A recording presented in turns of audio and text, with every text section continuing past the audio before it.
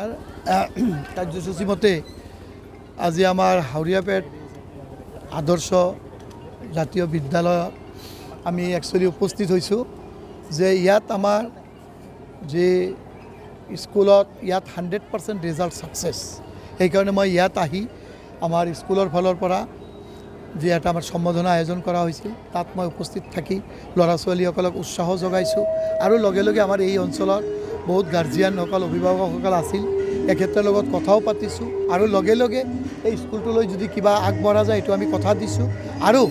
এই অঞ্চলত থকা বা গোটেই মোৰ ৩ নং শ্ৰীৰামপুৰ সমষ্টিত থকা যিবিলাক মানে ল'ৰা ছোৱালীয়ে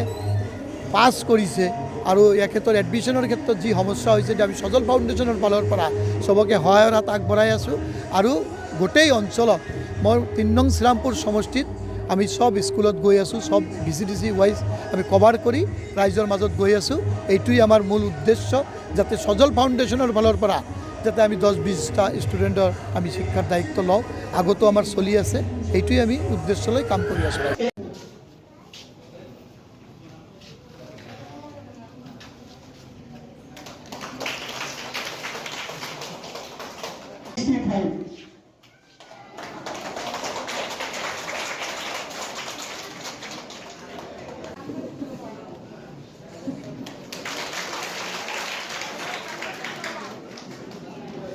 Yeah,